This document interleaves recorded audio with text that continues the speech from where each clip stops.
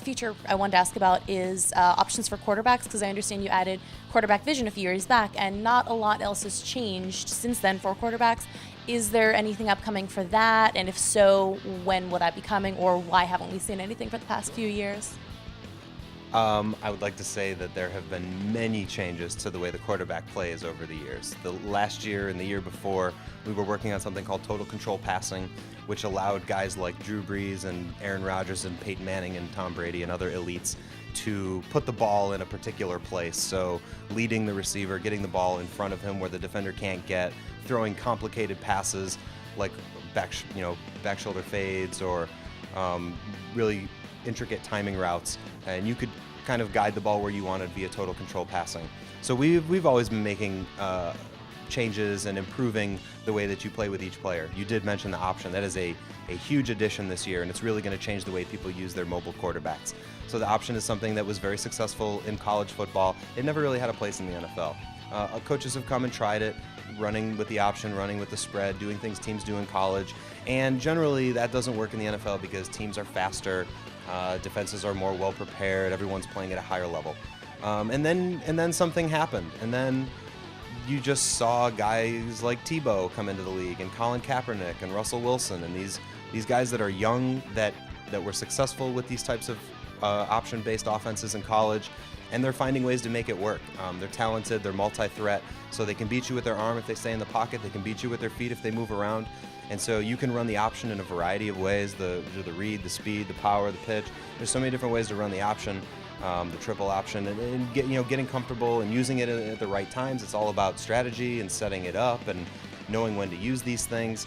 But you can be very successful running with the option in Madden NFL 25. So what other areas of Madden do you think are worth retooling, or sort of where do we see the franchise going? So we're always trying to push the limits on authenticity. We're always trying to match broadcast realism in the areas of presentation and sound and commentary. I think there's so much more that we can do in the area of presentation and sound. We're always trying to get closer. This year we incorporated a sideline reporter so that you have that sound, that on-the-field authenticity, that person who's going to report on what the coaches are saying, what the players are saying, sort of the intimate update on an injury report or something like that. The inclusion of a sideline reporter is big in just filling out the crew that you all the personalities you expect to see on Sunday. Another thing that we added this year that's just one step in moving this whole presentation thing forward is we had a focus on instant replay. Instant replay is something that TV does really well while the commentary is talking over, and it's an opportunity to educate the fan who's not really watching too much of the game other than where the ball is moving. And so similarly, we put more effort into instant replay to make it not only more intelligent with what you're seeing and from which camera angles, also authentic because we're always comparing to NFL film, but then we added the overlay of Nance and Sims commentary.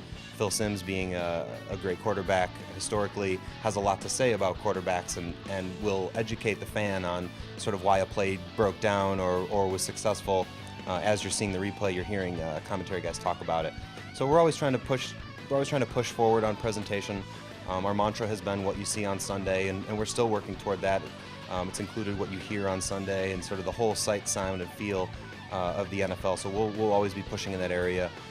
In the area of gameplay, again, you can expect to see more evolution from the Infinity Engine, and we'll always be pushing the limits to make it feel, look, and sound like the NFL does. Great. Well, thank you so much for your time. Once again, I'm Jess from Curse here with your Madden 25 coverage. Now, Madden NFL 25 does come out on August 27th for the Xbox 360 and PS3, and as a launch title, I believe, for the Xbox One and PS4. Is that right?